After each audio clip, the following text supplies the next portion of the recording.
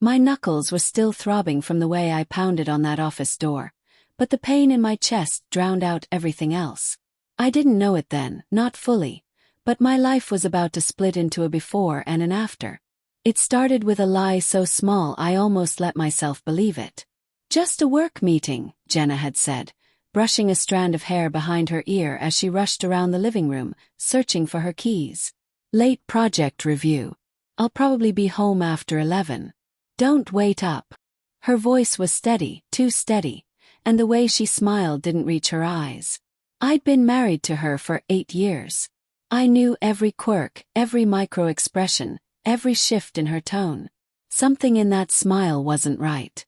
But I nodded anyway, letting her kiss my cheek before she hurried out the door with her oversized tote bag swinging behind her.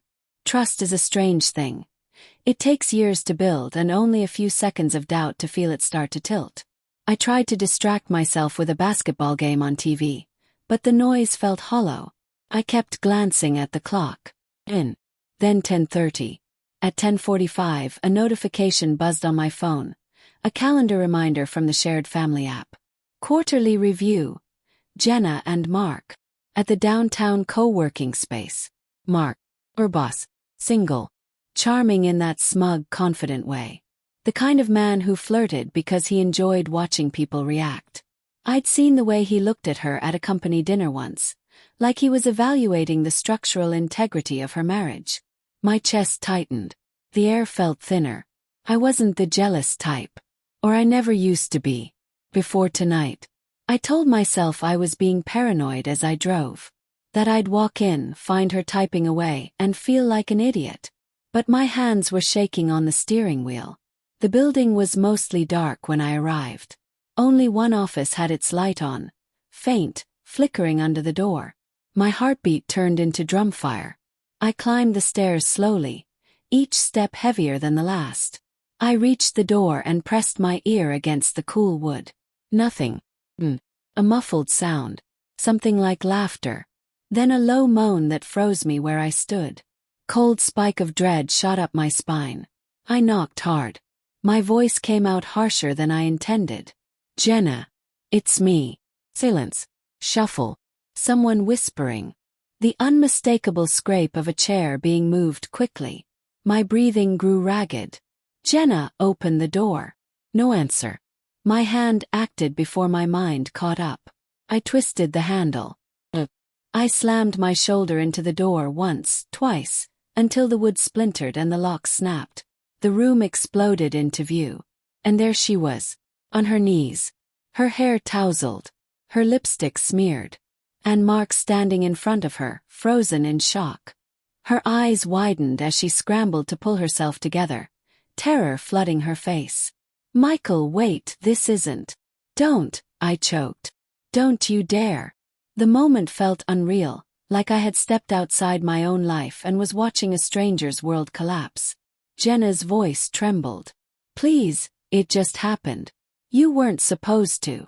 I laughed, a broken sound. "I wasn't supposed to find out. That's your explanation." Mark tried to speak, but I cut him off. "Shut up. I'm not talking to you." He raised his hands like he was surrendering, but my focus was on her. My wife, the person I thought I could trust with every part of me. The room smelled of cheap perfume and betrayal. I backed away, stumbling into the hallway. I needed air. I needed something to make this moment untrue, but reality had carved itself into my brain with a knife. Jenna followed me out, tears streaking her face. "Michael, please, we've been distant. I didn't know how to fix us. I made a horrible mistake." "Distant," I repeated, my voice cracking under the weight of the word. "So this is how you try to fix distance?" She flinched. I wanted to scream. I wanted to cry. I wanted to erase every memory that made loving her feel like breathing. Instead, I sank onto a stair, gripping the railing as my world spun. She approached slowly, sitting 2 steps below me, as if afraid to get too close. "I love you," she whispered. "I swear I still love you." I stared at her, really looked at her.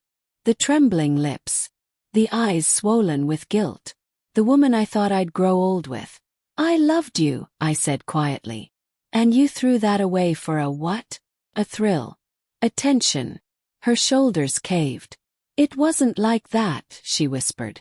I was lonely and you've been stressed and working late and so I drove you into his arms. Snap. Is that what you're saying? No. No, Michael, I'm just trying to explain. I'm trying to. Explain what? My voice cracked. That you betrayed me. Lied to me. Made me feel crazy for even suspecting anything. Tears streamed down her face. I'm sorry, she sobbed. Please don't leave. We can go to therapy. We can. Stop. One word. Final. I stood up on shaking legs. I don't know what's going to happen, I said. But I can't go home with you. Not tonight. She grabbed my hand, desperate. Please don't walk away.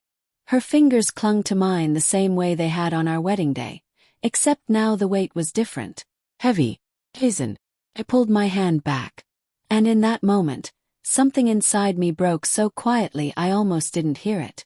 I walked out of that building without looking back. The night air hit me like a slap, but at least it was honest. Pure. Cold. My phone buzzed with her messages. Then calls. Then more messages. Apologies. Please. Promises. None of them could stitch together what she had torn. I sat in my car for nearly an hour, staring at the steering wheel, trying to understand how a single moment could unravel 8 years of a life. But the truth is, betrayal doesn't happen in a moment. It just reveals itself in one. As I finally started the car, I caught my reflection in the rearview mirror. My eyes looked different. Older. Harder. Wiser. And I whispered into the empty car. I deserved better than this. For the first time all night, the words didn't tremble. They felt true. They felt like the beginning of whatever comes next.